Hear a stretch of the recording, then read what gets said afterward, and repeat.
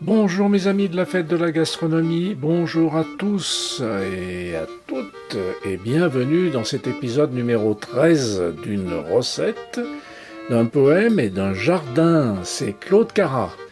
J'ai créé ce podcast des amis de la fête de la gastronomie en décembre 2018.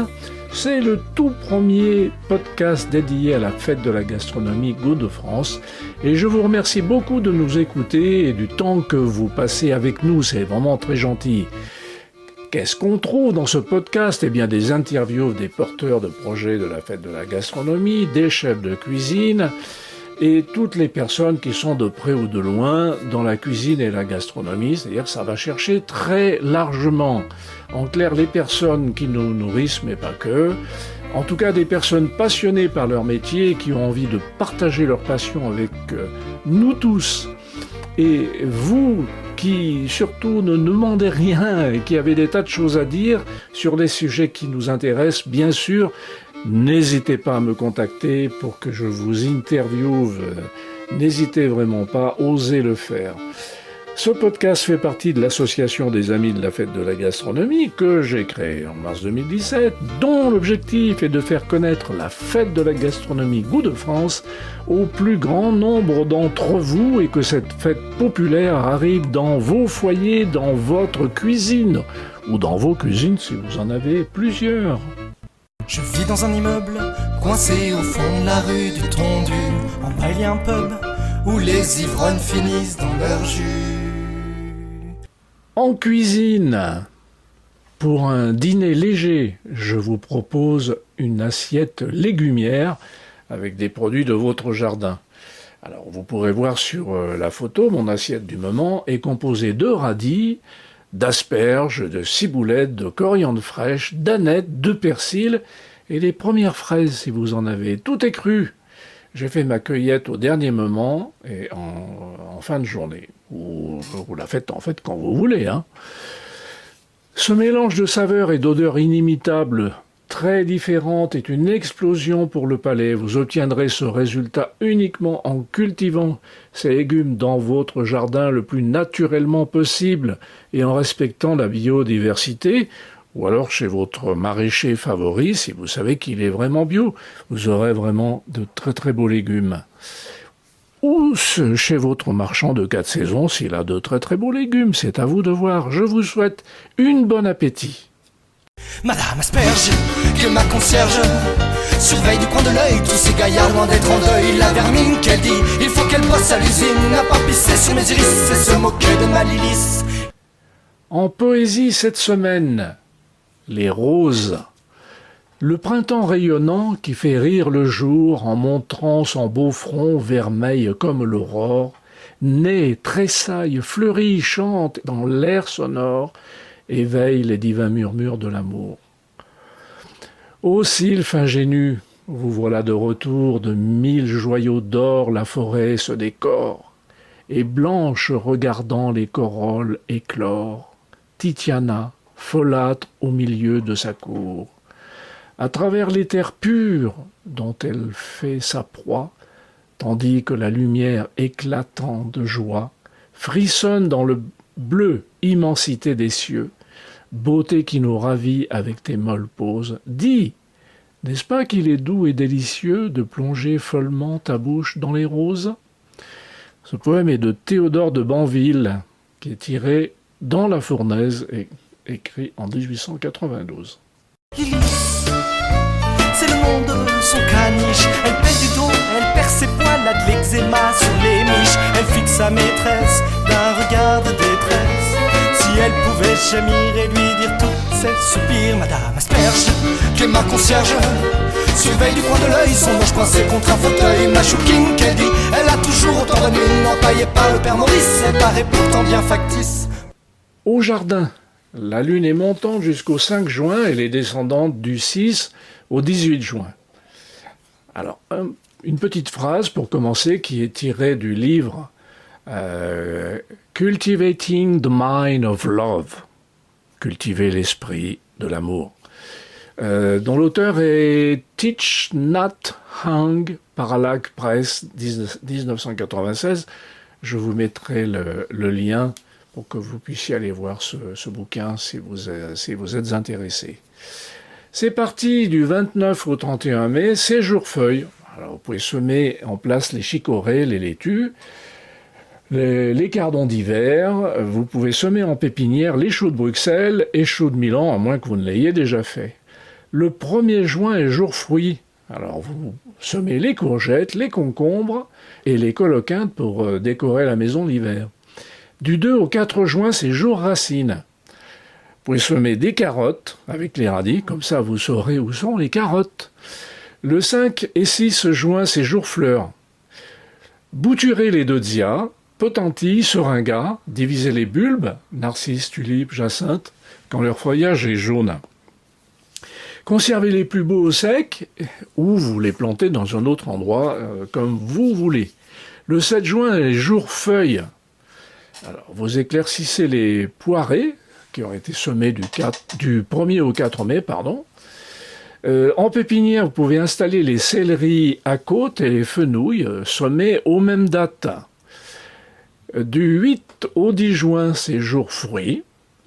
Après la chute naturelle des fruits, et oui, ça tombe un peu parfois, vous éclaircissez les pommes et les poires. Vous conservez le plus beau par bouquet, au centre pour les pommes et un de la périphérie pour les poires.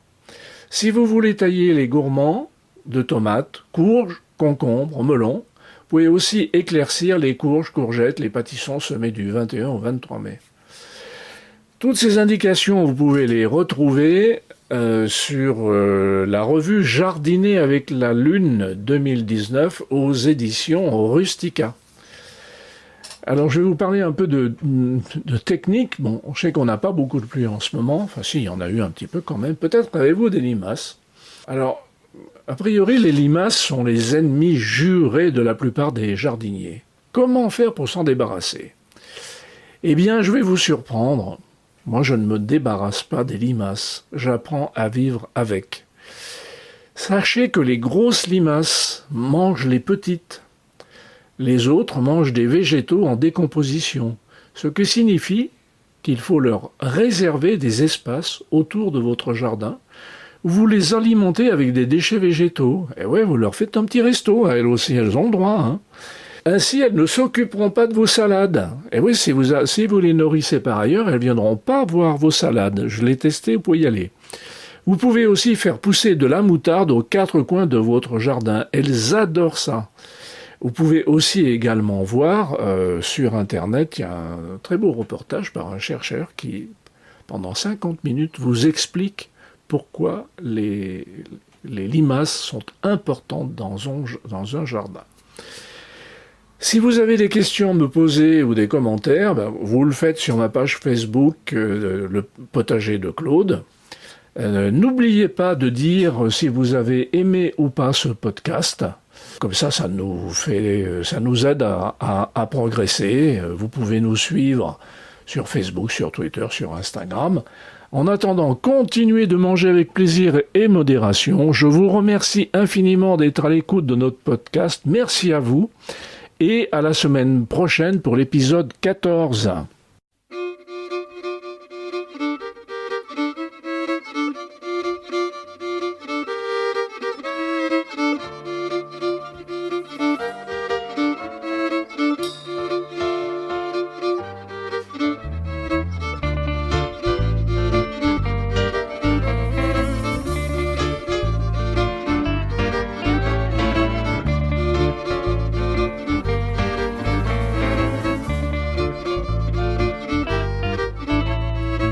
Dans un immeuble, coincé au fond de la rue du Tondu. En bas il y a un pub où les ivrognes finissent dans leur jus. Madame Asperge, que ma concierge surveille du coin de l'œil tous ces gaillards loin d'être en deuil. La vermine qu'elle dit, il faut qu'elle bosse à l'usine, n'a pas pissé sur mes iris et se moquer de ma Lilis. Lilis, c'est le nom de son caniche. Elle pèse du dos, elle perd ses poils, a de l'eczéma sur les miches. Elle fixe sa maîtresse d'un regard de détresse. Si elle pouvait gémir et lui dire tous ses soupirs. Madame Asperge, qui est ma concierge, surveille du coin de l'œil son manche coincé contre un fauteuil. Ma chouquine qu'elle dit, elle a toujours autant de mine, empaillée par le père Maurice. Elle paraît pourtant bien factice, Maurice.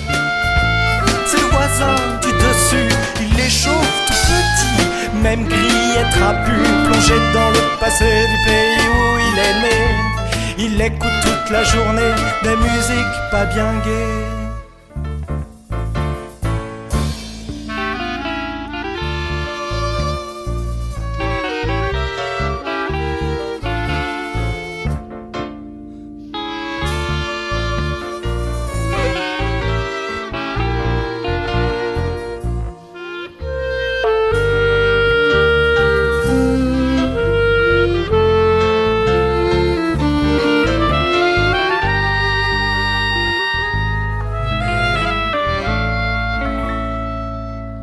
Madame Asperge, que ma concierge surveille du coin de l'œil l'homme qui la rend un peu moins seule. Toi au moins qu'elle dit, t'es pas comme le couple Gaspard. Les turlupins pas du matin, c'est gros fêtards, c'est salopard.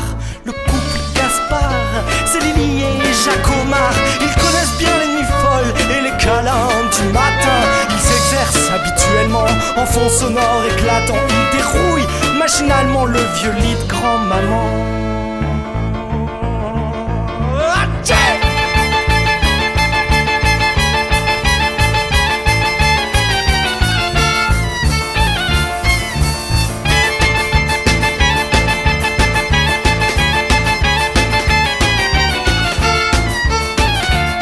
Madame Asperge, que ma concierge, qu'habite de tomber. J'ai écrit qu'elle dit, c'est pas croyable tous ces gens-là. Moi en mon temps j'étais frigide, même quand j'ai connu Aristide. Aristide, Aristide.